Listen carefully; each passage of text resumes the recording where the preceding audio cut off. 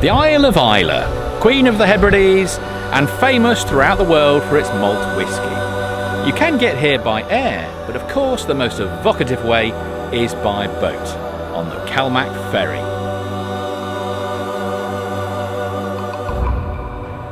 The Calmac ferry to Islay leaves from the mainland terminal of Kennacraig, near the popular village of Tarbert on the Kintyre peninsula. There are currently major construction works to prepare for 2 new vessels to complement the MV Finlaggan, which you'll see later in the film. Both these works and the ships themselves are long overdue, and the island has had to endure an inadequate and unreliable service in recent years. But hope is on the horizon. The first new vessel, MV Isle of Islay, has finally launched from the shipyard in Turkey and should be in operation by late 2024. On our outbound journey this evening, we are on board MV Hebridean Isles, a Calmac ferry which is nearly 40 years old and can only take around 60 cars. By contrast, each new vessel will take 100 cars and around 450 passengers. Our ageing ship heads out into West Loch Tarbert, through the showers and then on into the darkness and a strong headwind.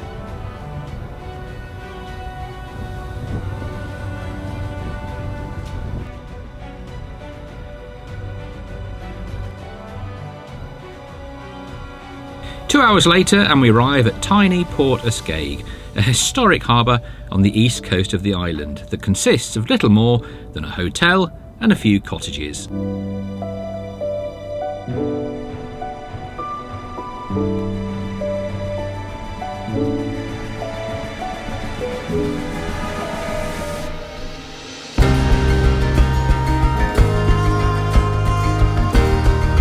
And this is what Port Askaig looks like in the daytime, looking out across the treacherous riptides of the Sound of Islay on a clear day towards the monumental paps of Jura.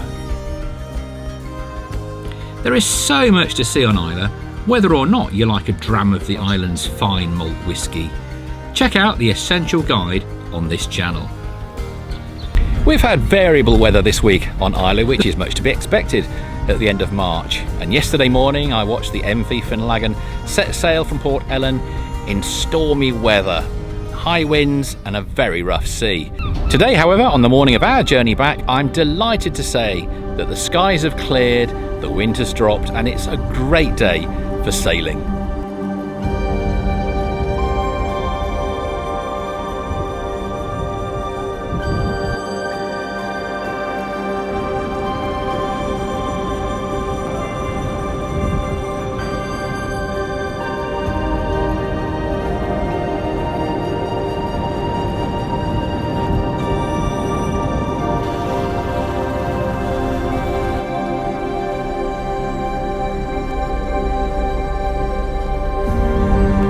Ferry leaves from Port Ellen in the south of the island, a wonderfully picturesque village which lies just a short distance from the distilleries at Lafroig, Lagavulin and Ardbeg. Port Ellen's own distillery has just reopened after 40 years out of service.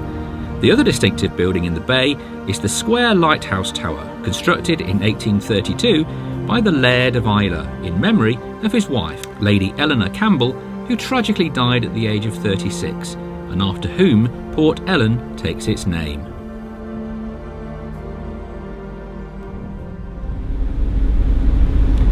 Right, I think it might be time for breakfast. The MV Finlaggan provides a totally different experience to the Hebridean Isles. Far more space, more facilities, and a much better restaurant. No matter whether the seas are calm or rough, Calmac always provide a hearty breakfast.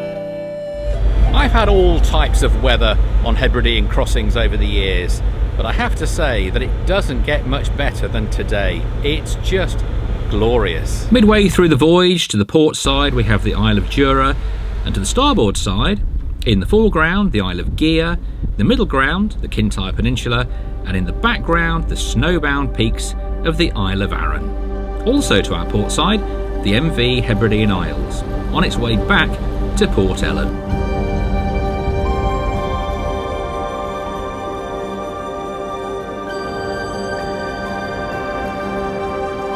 We're now entering the more sheltered waters of the 15-kilometre long West Loch Tarbert, a sea loch that almost severs the Kintyre Peninsula in half. In fact, I've always thought that had it been an island, the attractive Kintyre Peninsula would attract far more visitors. Car ferries from this loch to Islay commenced in the 1960s with the company Western Ferries. In those days of far more limited traffic, they also used to call in on Gigha and Jura. Calmac took over the Kennacraig terminal in 1978, and by late 2024 this terminal will hopefully be fit for the 21st century. If you're watching this film in 2025 or indeed 2026, and Islay now has 2 fantastic new ferries and a fully functioning timetable with no disruption, then do let me know in the comments section. Right now though, I have a ferry to catch across Loch Fyne, and that is for another film.